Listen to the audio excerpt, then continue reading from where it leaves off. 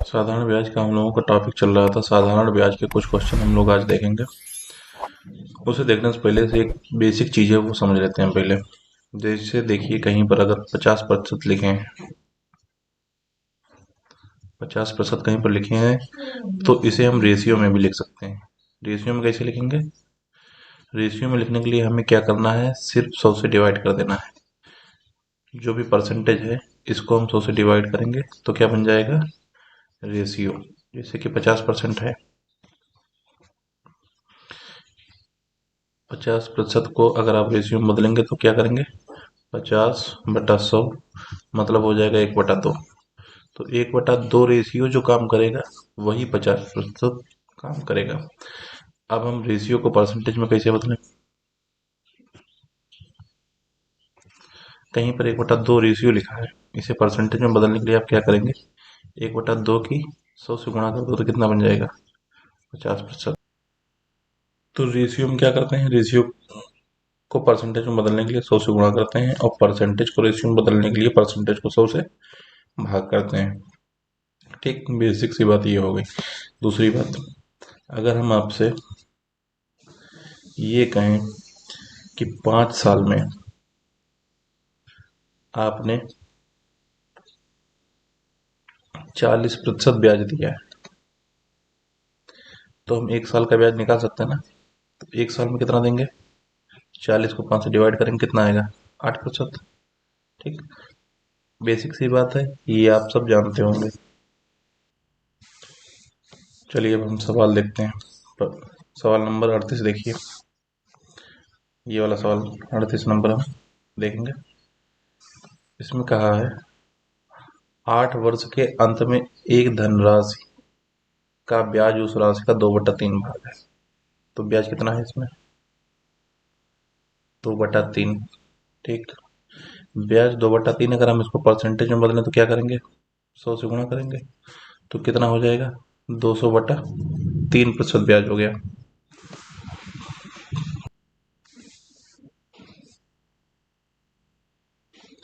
अब ये ब्याज 200/3% जो आया है, ये कितने साल का है, 8 साल में। 8 साल में 200/3% है, तो 1 साल का कितना ब्याज हो जाएगा। तो 1 साल का कितना ब्याज हो जाएगा, 200/3 जो आए थे, इसे आप 8 से डिवाइड कर दें। 8 से डिवाइड करेंगे तो इसे तो आएगा कुछ, तो ये हो जाएगा 8 दूनी 16, 8 और 5 40, 25/3% ब्याज पड़ रहा है प्रतिवर्ष या वार्षिक।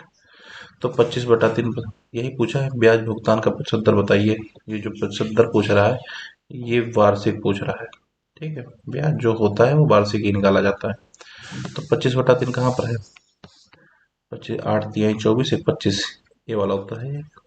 ठीक, 39 नंबर सवाल देखिए जरा। इसमें ये कहा है कि कोई धन है, वो साधारण ब्याज जो उसका होता है वो मूलधन का 2/9 भाग है। तो ब्याज कितना हो गया, 2/9। इसको अगर हम प्रतिशत में बदलेंगे तो कितना हो जाएगा, तो 100 से गुणा होगी, सीधे सीधे हम लिख दे 200/9। 200/9% ये हो गया साधारण ब्याज। कितने वर्षों का नहीं पता है, क्या दर है नहीं पता है, लेकिन इसमें एक बात ये कहा है कि वर्षों की जो संख्या है दर प्रतिशत की दुगनी है। तो हम वर्षों की संख्या कितनी मान लेते हैं, 2n, और रेट कितना मान लेते हैं, n। क्यों, क्योंकि दर प्रतिशत जितना है उसका दुगना है वर्ष। तो हमने n% के हिसाब से मान लिया ब्याज पड़ रहा है कितने सालों तक, 2n सालों तक। n का दुगना 2n हो गया, मतलब दर का दुगना वर्ष हो गया। ठीक, यही सवाल में कहा था। अब ये बताइए, 5% के हिसाब से अगर 8 साल तक ब्याज चले तो टोटल ब्याज कितना हो जाएगा, 5 × 8 40%। ठीक, तो ये 40% हो गया।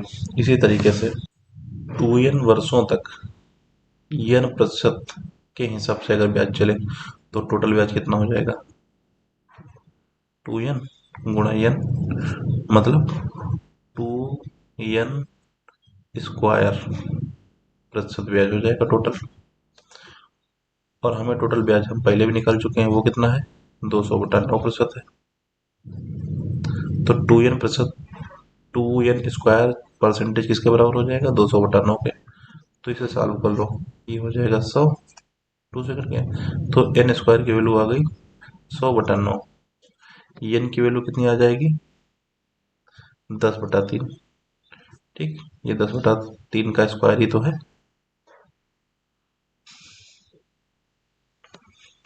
तो n की वैल्यू हो गई 10/3। समय हमारे पास कितना था 2n। तो अब वर्ष कितने हो जाएंगे टोटल 2n का मतलब 20/3। यही आपसे समय पूछ रहा था। 20/3 का मतलब हो गया 6×3 = 18, 2/3 वर्ष। बी ऑप्शन आपका उत्तर हो गया। ठीक, अगला सवाल देखिए। सवाल नंबर 40 देखिए।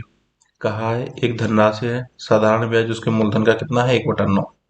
ब्याज सीधे सीधे दिया है 1/9।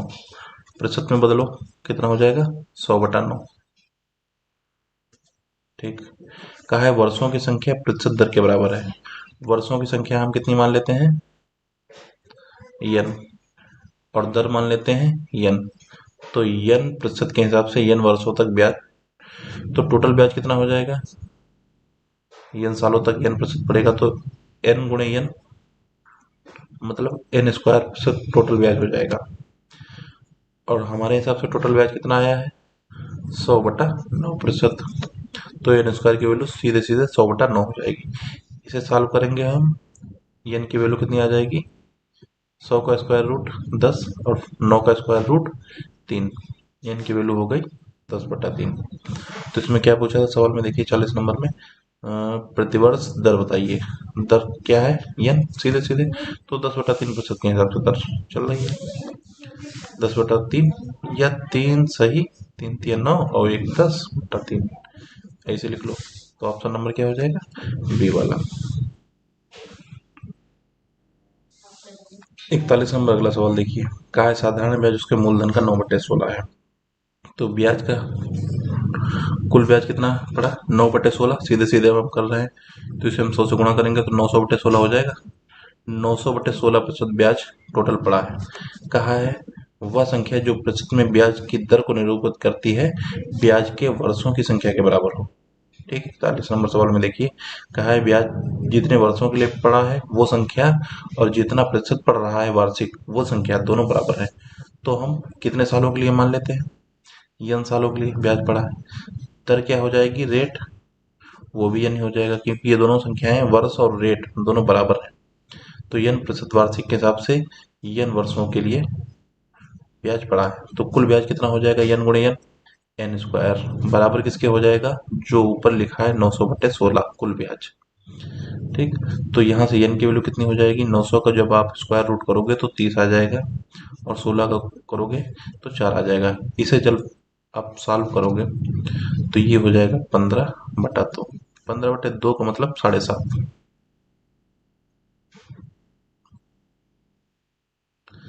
ठीक, तो दर कितनी आ गई 7.5% वार्षिक, कितने सालों तक 7.5 सालों तक। पूछा क्या था समय कितना होगा 7.5 होगा, ये वाला उत्तर हो जाएगा आपका। ठीक है, देखिए अगला 42 नंबर का सवाल है। इसे हम अलग विधि से थोड़ा करना पड़ेगा। इसे एक बार इसे समझ लीजिए, जो हम रेशियो मान के सवाल को सॉल्व करते हैं उसके पीछे का मूल सिद्धांत क्या है। देखिए हम करते क्या है कि हम मूलधन को ऐसे सवालों में जो हम रेशियो से करते हैं उसमें मूलधन को हम हमेशा 1 मान के चलते हैं। ठीक, 1 मान लिया। अगर आप 42 नंबर का सवाल देखें गौर फरमाएं उसमें, तो देखिए साधारण ब्याज मूलधन का कितना है 1/4। ब्याज लिखो आप, मूलधन का अगर 1/4 करोगे तो 1/4 ही तो आएगा। लेकिन जरा ध्यान करो ये जो ब्याज है ये कितने साल का है, ये 4 साल का है। तो प्रतिवर्ष ब्याज कितना होगा।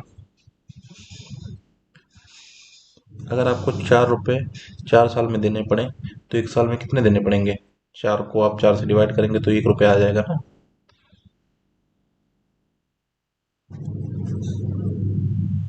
तो इसी तरीके से अगर आपने 4 साल में 1/4 ब्याज दिया है तो 1 साल में कितना देंगे? इस 1/4 का 1/4 करेंगे तो 1/16 हो जाएगा। तो 1/16 रेशियो में, ठीक, प्रतिवर्ष आप ब्याज देंगे। मतलब अगर आप मूलधन 16 रुपए है तो इसका 1/16 कितना हुआ? 1 रुपया। इतना ब्याज आप हर वर्ष भुगतान करेंगे। ठीक है, तो चाहे ब्याज की गणना रेशियो में कर लो या परसेंटेज में कर लो, उससे कोई फर्क नहीं पड़ने वाला। अपनी सुविधा अनुसार हम जहां पर जरूरत होगी रेशियो लेंगे, जहां पर जरूरत होगी हम परसेंटेज में लेके सवाल को सॉल्व करेंगे। ठीक, तो हमने ये रेशियो निकाल लिया 1/16, मूलधन का 1/16 जो हम भुगतान कर रहे हैं ब्याज के रूप में प्रतिवर्ष। ठीक, तो आगे सवाल देखिए जरा, कहा है उसी दर से किसी राशि का मिश्र धन 2 वर्ष में 450 हो जाएगा। ठीक, मिश्र धन आप जानते हैं, मिश्र धन क्या होता है? साधारण ब्याज मूलधन में आप जोड़ दीजिए, मिश्र धन बन जाएगा। लेकिन उससे पहले एक काम ये देखिए, ये कहा है कि 2 वर्ष का मिश्र धन, तो 2 वर्ष का पहले ब्याज तो निकालो। 2 वर्ष का ब्याज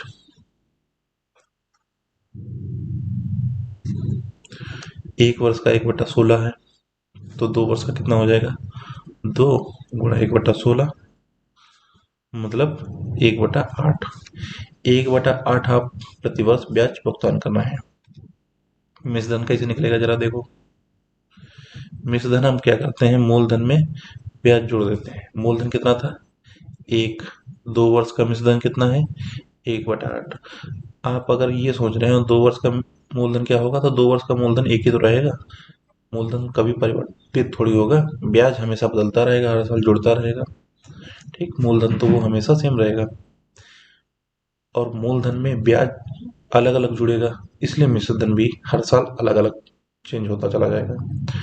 ठीक है, तो मिश्र धन अब कितना हो जाएगा 2 साल में? 1 + 1/8 मतलब 8 और 1 9/8। 2 वर्ष का मिश्र धन हो गया 9/8। लेकिन सवाल में क्या कह रहा है कि 2 वर्ष का मिश्र धन कितना है? 450 रुपए। तो 9/8 की जो वैल्यू हमने निकाली है मिश्र धन, सवाल में कितनी है? 450 रुपए। तो ये इसके बराबर हो जाएगा। इसे आपको सॉल्व करना है। 9×5=45।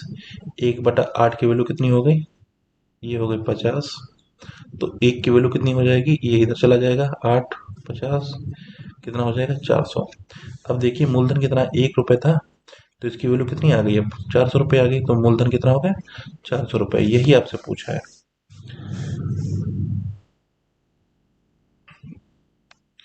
ठीक, तो मूलधन ही आपसे पूछा था 400 रुपए, राशि बतानी थी जिसका मिश्रधन इतना हो जाए, मतलब मूलधन आपसे पूछा जा रहा है। तो 400 रुपए मूलधन हो गया। आप चाहते तो ऑप्शन से भी कर सकते थे। ऑप्शन से कैसे करते? ऑप्शन से आप ऐसे करते, देखिए 4 साल में ब्याज कितना हुआ? 1/4। 2 साल में कितना हो जाएगा? 1/8। ठीक, आपने यहाँ पे भी निकाल लिया, सीधे सीधे यहाँ से डिवाइड करके भी निकाल सकते थे। तो 1/8 ब्याज हो जाएगा। तो ये 400 रुपए थे, इसका 1/8 आप करेंगे तो 50 रुपए ब्याज आ जाएगा। टोटल मिश्रण कितना हो जाएगा? 450। यही तो सवाल में दिया था, बस ये उत्तर हो जाता है आपका।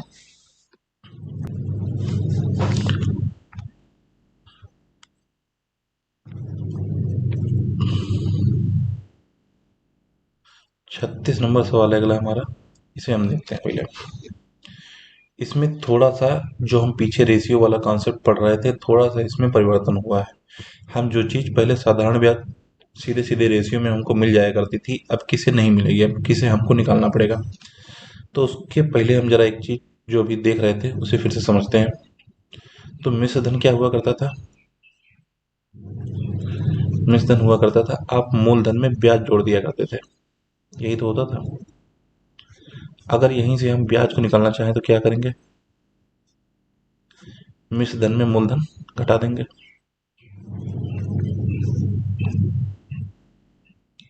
ठीक, आपको पता है मूलधन को हम हमेशा क्या मान के चलते थे रेशियो में? 1। और मिश्र धन तो ये बदलता रहता था, यहाँ पर कुछ भी हो सकता है, A/B के रूप में होगा मिश्र धन। अगर रेशियो की बात चल रही होगी तो उससे हमारा ब्याज निकल आएगा, मान लेते हैं R% के, R/, पी, ये रेशियो में ब्याज निकल के आ जाएगा। ठीक, जब हम ब्याज को रेशियो में निकालेंगे, बाकी काम हमारा पीछे जैसे करते आए थे सवालों में, उसी तरीके से हम करेंगे और सॉल्व कर लेंगे। तो चलिए अब 36 नंबर का सवाल देखते हैं, इसे हटा रहे हैं।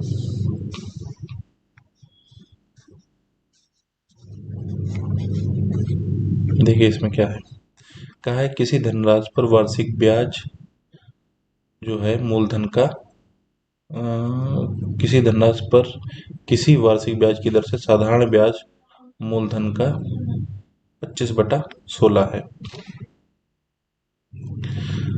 तो यहाँ पर देखिए क्या दिया है, ब्याज दिया है, कितना है, 25/16। ठीक, यदि दर प्रतिशत तथा वर्षों में समय को निरूपित करने वाली संख्याएं बराबर हैं, तो हम इसे अगर 100 से कर देंगे गुणा, तो कितना आ जाएगा, 2500/16 प्रतिशत टोटल ब्याज है। कहा है जो समय है वो अगर n है, तो रेट जो है वो भी n होगा, दोनों बराबर है। ठीक, n प्रतिशत की दर से n वर्षों में आप अगर ब्याज निकालेंगे तो कितना हो जाएगा, n गुणा n मतलब n स्क्वायर प्रतिशत, ये किसके बराबर हो जाएगा, जो कि कुल ब्याज आपने भुगतान किया है 2500/16। स्क्वायर को जब आप हटाएंगे तो 2500 से क्या बचेगा, 50, और 16 से क्या बचेगा, 4। तो n की वैल्यू कितनी हो जाएगी, 25/2। पूछा गया था ब्याज की दर, ब्याज की दर n% आ गई, 25/2 का मतलब 12.5, सी वाला आपका उत्तर हो जाएगा।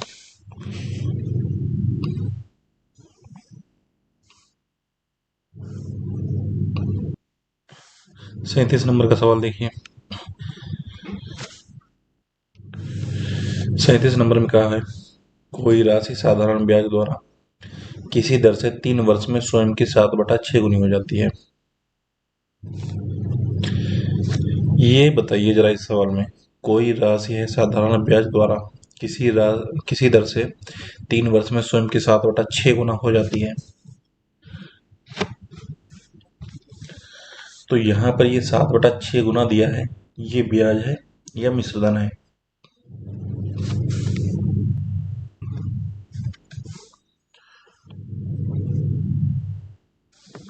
देखिए कहीं पर जैसे पीछे के सवाल में ये कहा था, जो किसी धनराशि पर किसी वार्षिक ब्याज की दर से साधारण ब्याज मूलधन का 25/16, यहाँ पर 25/16 क्या था, साधारण ब्याज। यहाँ पर क्या है, साधारण ब्याज 7/6 थोड़ी है। यहाँ पर कहा है कोई धनराशि साधारण ब्याज द्वारा किसी दर से 3 वर्ष में स्वयं का 7/6 हो जाती है, मतलब कोई राशि जो है वो हो जाती है 7/6। अगर कोई राशि 7/6 हो गई तो वो क्या हो गई, क्या होगा, ब्याज थोड़ी होगा, वो तो मूलधन कुछ रहा होगा और कुछ ब्याज लग के मिश्रधन बन गया है।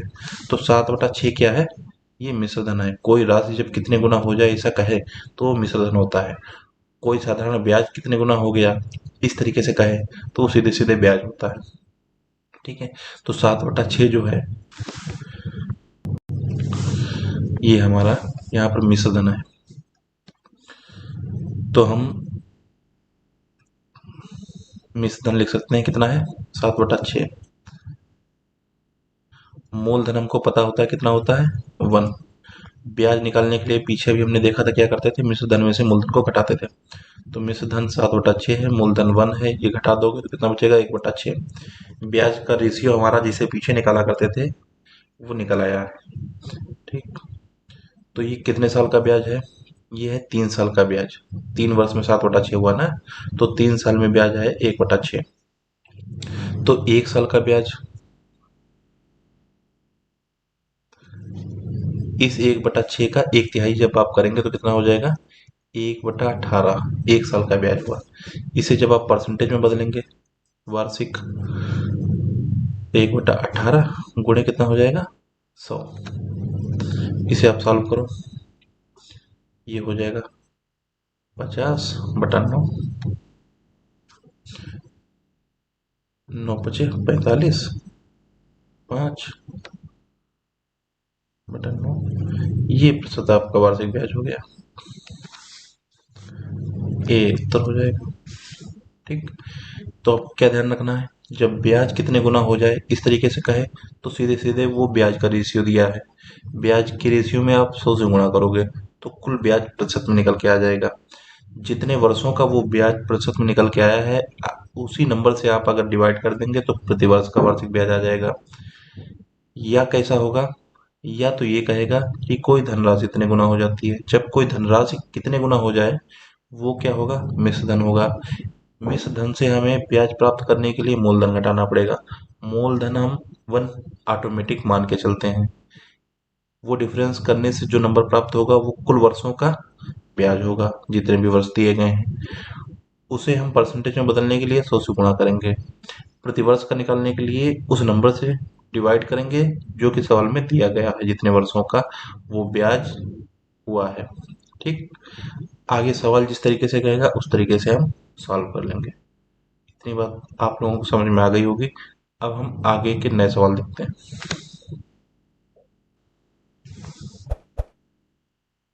43 नंबर का क्वेश्चन देखिए। कहा है 10% की दर से वार्षिक ब्याज बढ़ रहा है। ठीक है। फिर कहा है कितने वर्ष में ब्याज जो है धन का 2/5 हो जाएगा। यहाँ पर ये 2/5 की जो फिगर है ये वाली, ये क्या है, ब्याज है या धनराशि का कहा है। ये कहा है ब्याज कितने वर्षों में धन का 2/5 हो जाएगा। ब्याज कितने वर्ष में 2/5 हो जाएगा। तो 2/5 क्या है, ये ब्याज है। ये ब्याज का रेशियो है। ब्याज बराबर हो गया 2/5। 2/5 को आप परसेंटेज में बदलेंगे तो क्या करेंगे, 100 से गुणा करेंगे, कितना हो जाएगा 200/5। 200/5 का मतलब कितना हो जाएगा 40।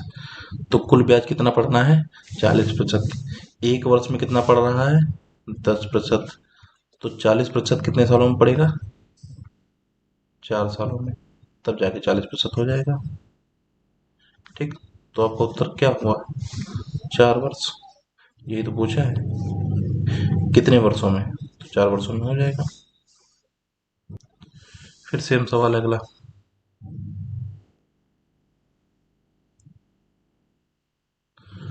44 क्या कहा है, साधारण ब्याज मूलधन का 2/5 होगा। साधारण ब्याज दिया है ना ये, तो ब्याज वही 2/5 परसेंटेज में निकालोगे तो 200/5, उससे कितना आ जाएगा, सीधे सीधे 40% आ जाएगा। यहाँ पर क्या है 8% वार्षिक है। अगर 8% वार्षिक पड़ रहा है तो 40% कितने सालों में बनेगा 5 सालों में बनेगा। सेम सवाल था। तो वहां पर जो 4 वर्ष आया था यहाँ पर कितना आ जाएगा 5 वर्ष।